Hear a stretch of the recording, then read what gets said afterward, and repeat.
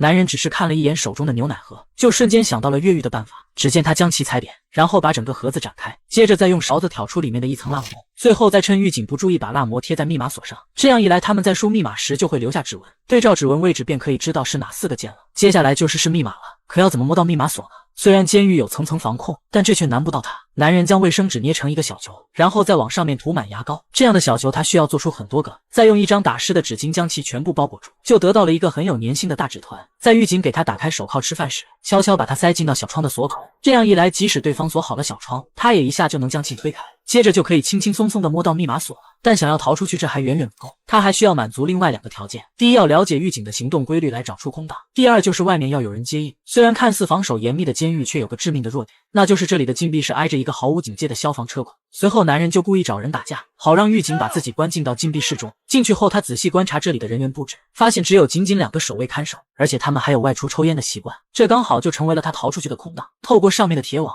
他可以很清楚地听到天台上狱警开门和关门的声音，借此便可以计算出他们抽烟所花费的时间，大概为7分钟。最后再利用这里的摄像头给黑客朋友传达越狱的时间。一切准备就绪，就该正式行动了。打开密码锁出来后，男人先将监控倒退了回去，制造出自己还在牢房里的假象，以此来争取更多的逃跑时间。接着他再利用通风管道成功的来到了消防站，随后他又换好衣服伪装成消防员。此时2个狱警还在天台上抽烟，接下来就该队友出场了。女人故意在监狱旁的停车场中制造出爆炸，来引出消防队出动。男人则早已经藏在了车子下面，这时候所有人都跑去救火，根本就不会注意到他。他就这样当着狱警的面成功越狱。但他可不是什么罪犯，而是一个专门负责帮联邦监狱局测试全国范围内各大监狱安全性的安保人员。每次他都会以一个罪犯的身份进到监狱里，然后找出里面所存在的漏洞，从而降低犯人们越狱的可能性。然而男人刚一回到公司，还没来得及休息，情报局的人就找上了门，表示一个名叫纳马尔的典狱长想让他去测试一下他的私人监狱，里面关押的都是一些政府不愿意收监的穷凶极恶之徒。可这样的机构往往不受法律的制约，也没有官方的认可，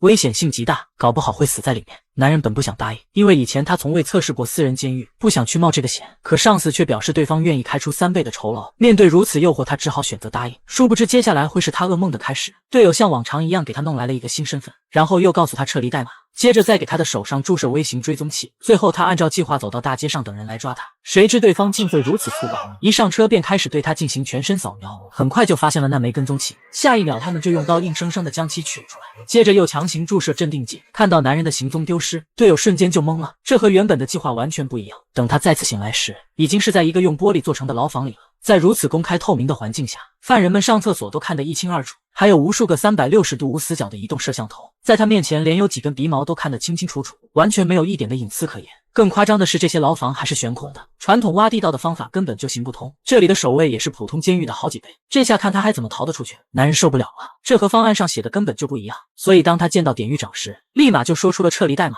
让他赶紧送自己回去。没想到对方压根就不知道什么代码，还表示你想用一串数字就想让我放你离开，简直就是痴人说梦。对方的名字也不叫纳马尔，难不成自己进错了监狱？还不等他问清楚，就再次被送进了牢房。另一边的队友也始终找不到他的行踪，他在这里的一切举动，典狱长都要亲自督查。看来是知道男人越狱大师的名号，作为一名监狱的新人，当然免不了会被老人盯上。就在双方要打起来时，一个名为阿诺的人出现了，混混们立马就退到了一旁，再不走就要被加特林扫死了。没想到这么一个狠人却主动上来和男人搭话，他深知这里的人都不是善茬，在未取得信任前他不想说太多。可接下来的日子里，阿诺总喜欢盯着男人，他发现对方一进来就开始到处观察，于是便问他需要帮忙吗？男人当然不想理会，但很快他就发现这所监狱比之前去过的监狱安全意识要高上好几倍，守卫几乎是24小时不间断的轮换，根本就没有丝毫的空档，一个人很难搞定。所以这天面对阿诺的询问，他不再拒绝，表示自己想去隔离室。 Yeah, I really do.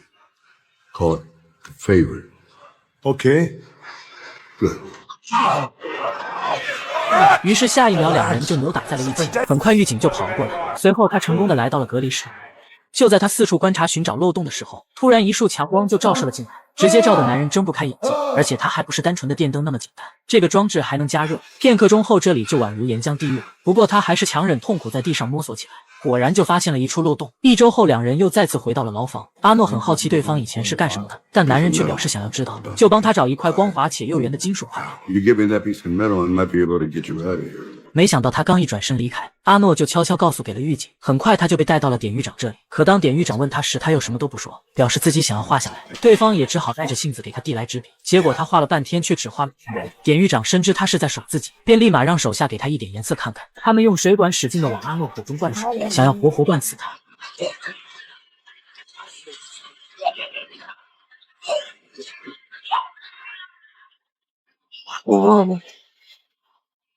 不知道过了多久，他才命令手下停了下来。再缓了一会后，阿诺突然就钻入到了桌子里。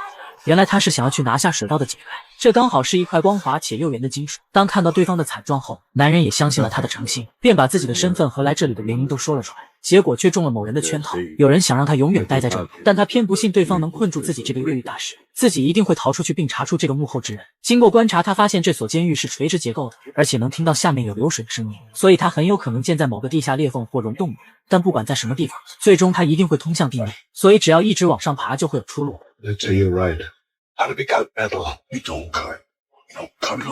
男人表示，隔离室的下面既然是水，就应该用铝来做铆钉，这样便可以防止生锈。可他们却选择了用钢，这便是漏洞。钢在生锈后，只要给它加热，它就会膨胀，然后自动弹出来。阿诺拼死带回来的那块金属就是关键，用牙膏对其抛光后，就能在光照下急速升温。商定完计划后，他便来到了一个帽子男这里，双方相互问候对方的母亲后，瞬间就扭打了起来。男人则趁机将一块面包捏在手中，结果可想而知，他们再次被关进了隔离室。虽然有所准备，但面对这样的强光照射，他们还是很难适应。男人赶紧用金属块对铆钉进行加热，在灯光的作用下，铆钉很快就自己弹了出来。接下来他只需要继续刚才的操作，直到取出所有的铆钉。随后他再将刚刚藏起来的面包放入口中，不断咀嚼，接着再敲击地板给阿诺发出信号。得到指令后，他便立马开始狂叫起来，吸引典狱长的注意。男人则趁机用带有粘性的面包将摄像头挡住，接下来他就可以堂而皇之的打开铁板，钻进到通道之中了。可这里的防守比他想象中的要更加严密，这些门完全就打不开，他只能顺着管道往上爬。此时另一边的典狱长已经来到了隔离室，他还以为是阿诺受不了监狱的酷刑，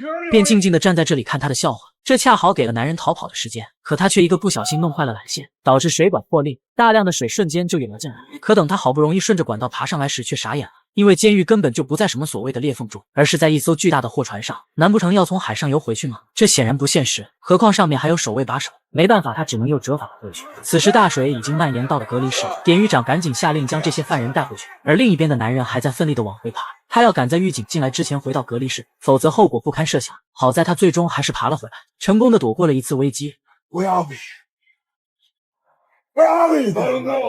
不过典狱长过来检查时，还是发现了那几颗铆钉，手下认为是水流将其顶出来的，但他却不这么想。回到办公室后，他就打了一个神秘电话，没想到电话那头竟然是男人的上司。原来这个家伙就是幕后之人，他想要典狱长永远将其困在那儿，这样一来，对方的所有财产就都是自己的，而典狱长需要的则是名声。如果他能将越狱大师关一辈子，那这里将会成为全国安全系数最高的监狱，自己的名字将会写进历史，到时候就会有数不尽的犯人被送进来。为了防止男人再次越狱，最好的办法就是让他没有精力去做这件事。于是每到晚上就寝的时候，他就让狱警不断的敲击玻璃，让其无法安心入睡。如果他稍有困意，狱警就会过来对男人进行一顿毒打。在这样日复一日的折磨下，他已经连站都站不稳，更不用说去做其他事情。狱警将其打伤后，就会把他送到医院治疗，治疗好了后又接着打，然后就这样不断的重复。阿诺则在一旁不断的鼓励他一定要振作起来，他也当然不会就此被打败。此时另一边的队友也终于查到了男人的下落，是在一座海上监狱里，而他想要逃离这里，就需要知道现在货船所在的位置。男人知道医院的那个医生很有同情心，之前问过他这件事，可惜旁边有狱警看守，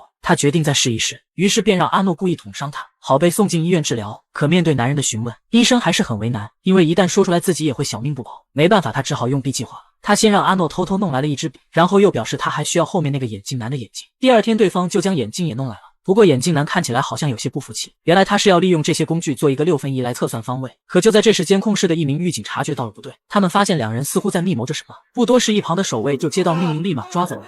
好在6分仪被阿诺及时的藏了起来，他被单独关了起来，典狱长不准他出去，也不准他和任何人说话，吃喝拉撒睡都得在这里解决。他还表示自己是你的粉丝，这所监狱的建造就是参考了你的著作《监狱安全漏洞概论》。 This can go two ways. You let me go and I'll pretend it's never happened. You don't and I'll burn this fucking place to the ground on my way out. 面对他的威胁，典狱长却更加的兴奋，因为这很有挑战性，看是你越狱大师厉害，还是我的这所海上监狱更加厉害。但第二天男人就被放了出来。 See what happened? I'll play the game. 原来阿诺是一个神秘组织的老大，他们专门负责攻克世界范围内的银行系统，虽然他被抓了，但他的组织却依然还存在。现在各国都发出了高额悬赏金来寻找他的组织，典狱长也想借此拿到这些赏金，于是两人一边给他传递一些组织的虚假信息，一边寻找合作伙伴。先前有过矛盾的光头正是不二人选，他们让对方假装向典狱长投诚出卖自己要越狱，从而获取他的信任。因为之前双方有过冲突，所以典狱长根本不会怀疑他。光头有向神明祈祷的习惯，于是他便借此要来的一个特权，那就是可以去甲板上对着天空祈祷，这样一来他就可以用6分1测出方位来了。根据测出来的数据以及抽水马桶旋转的方向，男人推测出他们如今处在北半球，而现在是11月份，海面上有暖空气，并且还如此的平静，没有一丝的海浪，所以大概率货船在摩洛哥海岸。虽然知道了位置，但现在还差一个条件，那就是外面得有人接应。如何将消息传递出去就成了难题。他回想起来，那个医生的办公室里有一本《安全漏洞概论》，很显然他是自己的粉丝，于是男人便向对方表明了身份，还表示自己是被人陷害进来的。思索许久后，医生最终还是答应了他，帮他将救援信息传递出去。如今一切准备就绪，就只差一个机会了。他先让光头给典狱长带去了一个假消息，到了就寝时，他便故意用笔敲击玻璃来引起对方的注意，这是一种摩斯密码。经破译得出，犯人们将在 C 区发生暴乱。此时另一边的医生也已经将救援信息发送了出去。典狱长果然上当，立马就将大部分兵力调到了 C 区。见 B 区的守卫减少后，他们便立马开始了行动。很快暴乱就开始了，大量的犯人和狱警请出。看到这一幕，典狱长才反应过来自己被耍了，赶忙把人手都调了回来。而越狱小分队早已经趁机开溜了，他们只有11分钟的时间到达甲板上。为了掩盖住行踪，他跑去切断了摄像头。Say cheese.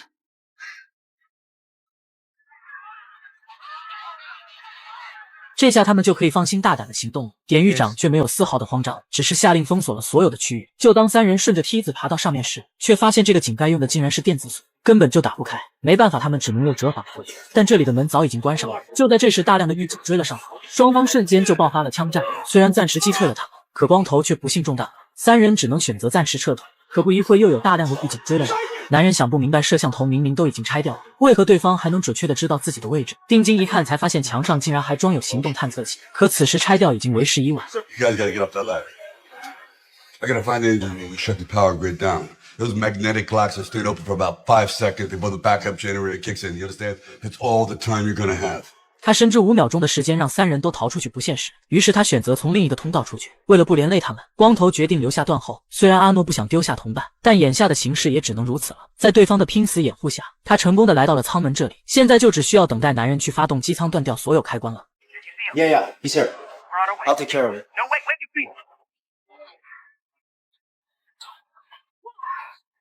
就这样，他成功的断掉了全部电力。阿诺也因此有了5秒钟的时间逃出去。此时，另一边的救援部队也已经赶来了，很快他们就解决掉了甲板上的守卫。不过，立马又有大量的狱警从船舱里冲了出来。他见状，立马拿起一旁的加特林，化身成为了 T800。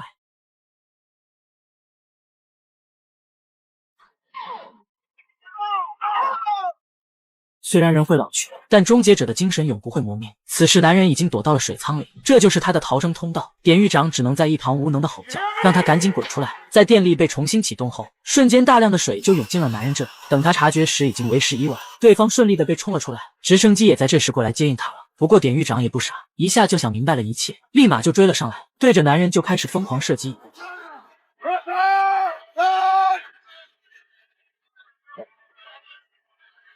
在2人火力的加持下，狱警们被打得溃不成军，但典狱长依旧不肯放过他们。眼看着自己就要被射下来，男人急中生智，打穿了他旁边的燃油。Boom.